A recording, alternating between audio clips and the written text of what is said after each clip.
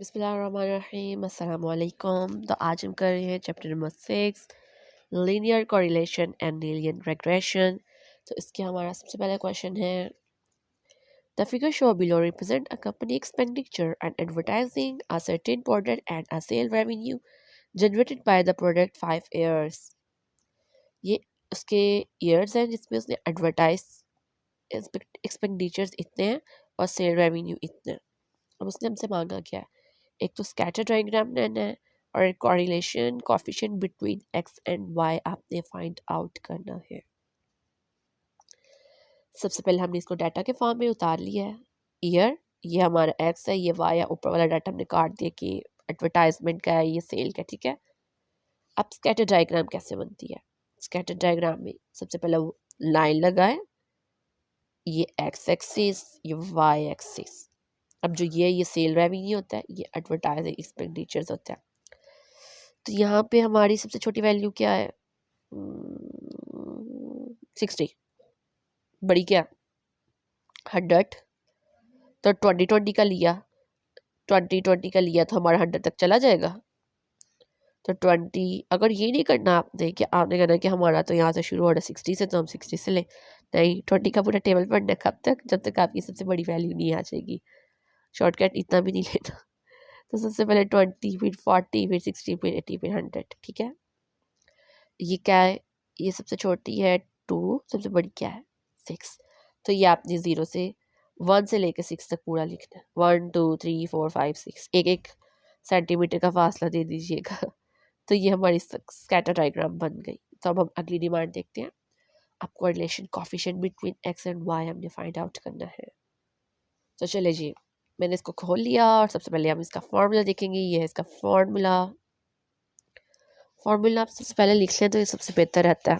ये एड में आपको किसी किस्म की तंगी नहीं दे के जाएगा और सब इजी हो जाएगा टेबल बनाते वक्त। जब आपने ये वाला टेबल बनाना है कि आपको क्या क्या चाहिए, अब हमें एन चाहिए, फिर सिग्मा एक्स वाई का टोटल चाहिए, सिग्मा एक्स का टोटल चाहिए, वाई का चाहिए, फिर स्केयर का चाहिए, फिर वाई स्केयर का चाहिए। अगर ये ना लिखे ना तो फिर पता नहीं चलता और कुछ ना कुछ मिसिंग हो जाता है। और फिर जब आप टेबल बना लेते हैं सब कुछ, फिर वो एंड में बहुत मुश्किल होता है। टेबल को छोड़ो, फिर हम उसको दोबारा लिखें, फिर सॉल्व करें। तो ये मेरा ओपिनियन है कि आपको पहले फॉर्मूला लिखना चाहिए टेबल जितनी जगह छोड़ के। एक्स की वैल्यू लिखी, एक्स और वाई का हमने टोटल कर लिया, तो आया 20, इसका आया 400। फिर अब हमें क्या चाहिए, एक्स और वाई दोनों का टोटल इकट्ठा। तो इसको से मल्टीप्लाई करें, 260 are 120, 500 are 500, 470 are 280, 6 multiplied by 90, 540, 3 multiplied by 80 is equal to 240। तो अब हमने इन सब का टोटल किया तो हमारा आया 1680। अब नेक्स्ट स्टेप में हमें चाहिए एक्स स्क्वायर। 2 का स्क्वायर लिया आया 4, 5 का स्क्वायर लिया आया 25, 4 का 16, 6 का 36 एंड 3 का 9।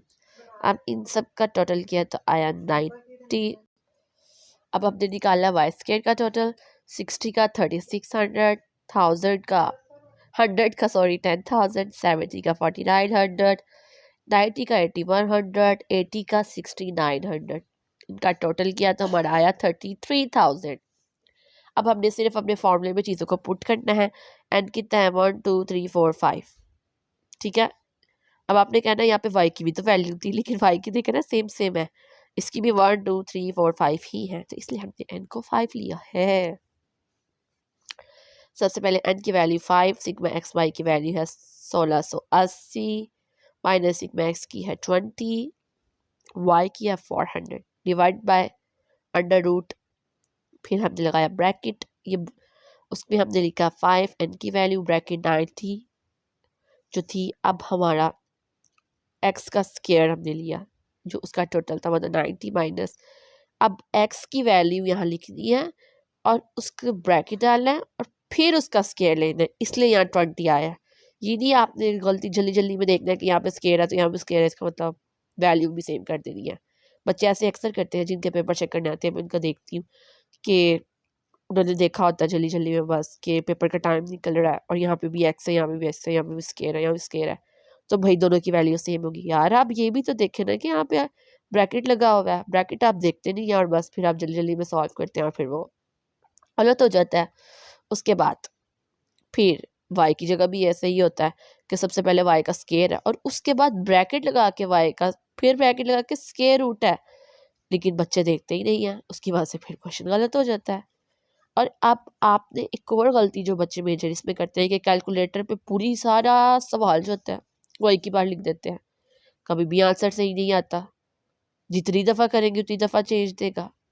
तो भाई सबसे पहले आपने इस पोर्शन को सॉल्व आउट करना है, 5 को इससे मल्टीप्लाई करना है, फिर इसको इससे मल्टीप्लाई कर देना है, इन दोनों का जो आंसर आया उसको माइनस कर दिया तो 400 आ गया। और इसमें भी सबसे पहले 5 को 90 से मल्टीप्लाई करें तो 450 आया, 20 का स्केयर ले तो 400 है। आप भी इन दोनों को माइनस करें और उसके बाद इसको इससे मल्टीप्लाई करें, इसका स्केयर ले और इसके बाद इन दोनों को माइनस करें तो ये आ गया। फिर इन दोनों को मल्टीप्लाई करें, इन दोनों को मल्टीप्लाई करके आपके पास आएगा 2,50,000। तो इसका रूट लें तो आ गया 500। आप इन दोनों को डिवाइड करें तो आया 0.5, तो आपकी रिग्रेशन आर की वैल्यू आई 0.8। इतना आसान क्वेश्चन होता है और बच्चे इसको गलत कर देते हैं, और ये आता ही आता है आपके पेपर में और ये आपको फुल नंबर देकर जाता है। तो अगर आपको इसमें कोई किस्म की भी कन्फ्यूजन है तो आप मुझे ज़रूर बताएगा, मैं आपको ज़रूर बताऊंगी। तो मिलते हैं नेक्स्ट वीडियो में, और मैं आपको इसका एक और या दो क्वेश्चन मज़ीद करके दिखाऊंगी ताकि ये आपको और पक्का हो जाए कि कैसे करना है।